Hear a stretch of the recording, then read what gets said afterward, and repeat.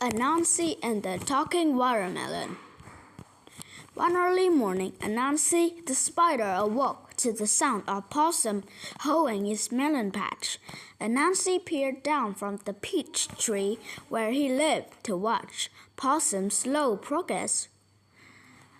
Anansi salivated at the thought of a meal of watermelon, his favorite juicy red fruit. When Possum set his hoe aside at midday to take a nap, Anansi snuck down his tree for a snack. While Possum snored, Anansi shimmed down his fine silk web to the ripest watermelon in the garden.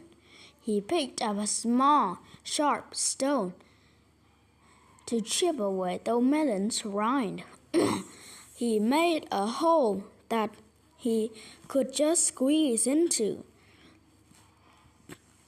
He gored himself as the juices slid down his 8 spider legs. Just when Anansi about had his fill, he heard Possum stir. Possum will punish me if I discovered, Anansi said to himself. He wandered to the hole in the rind, and one leg at a time he tried to pull himself out. He was so slippery he couldn't keep his footing. He braced himself against the edge of the hole,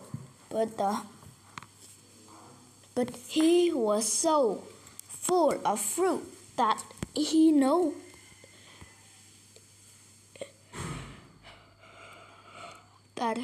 longer fit. "Oh no, I'm stuck," he cried. "Now I have to wait until I shrink back to normal size." Anansi laid his hand upon a watermelon seed in an attempt to sleep. He tossed and turned restlessly. "This is boring. What should I do while I wait?" As he pondered his next plot, he heard Possum at the far end of the road. "I know. I will trick Possum to thinking that his melon talks." Possum came scratching with his hoe as he neared Anansi's melon.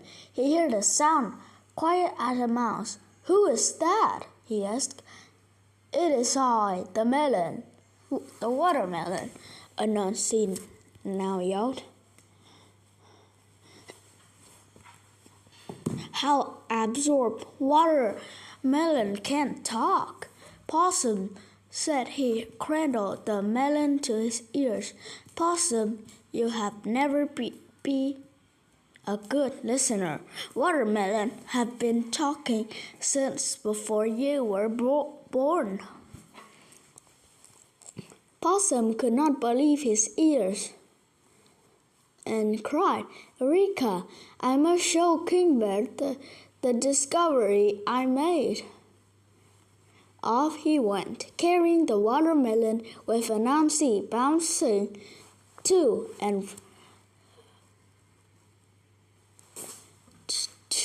and fro inside.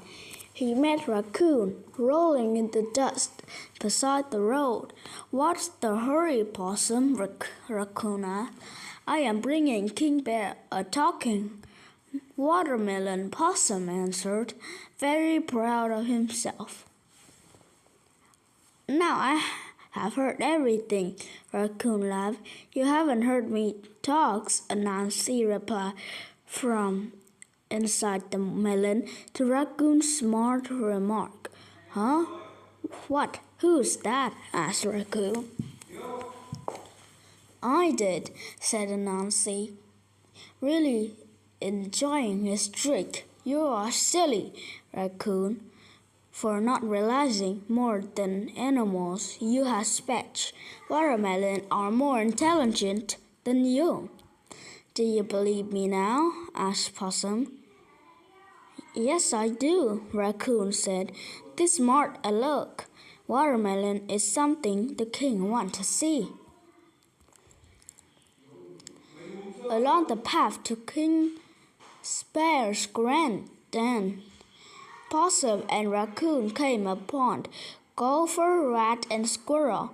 They each in turn laughed and pointed fingers until they heard the melon's strange voice themselves. Before long, they all wanted to hear what the king would say about the oddity, so off they went. When they arrived, the king was a very grisly-looking bear. He had just woken from his afternoon slumber, and he was a bit grumpy. What is it? He growled at the animal bowed before him. Possum placed the watermelon on a tree stump before King Bear. What am I to do with this? The king asked, continuing before anyone has a chance to answer. I do not need any watermelons. I have acres of my own.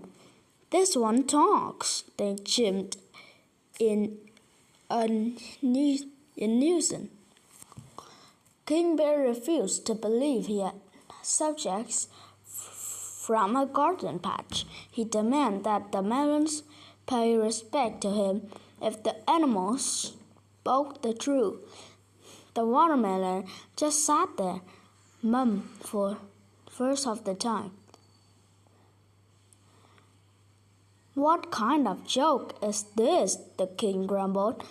The melon remained silent. I would be fool to waste more time waiting to see your treacherous trickery, he sneered at the frightened animals. You would be fool not to wait, piped up Anansi from inside the melon. Only a fool thinks watermelon can't talk. Fool? Fool? King Bear roared. How dare you call me the king fool name?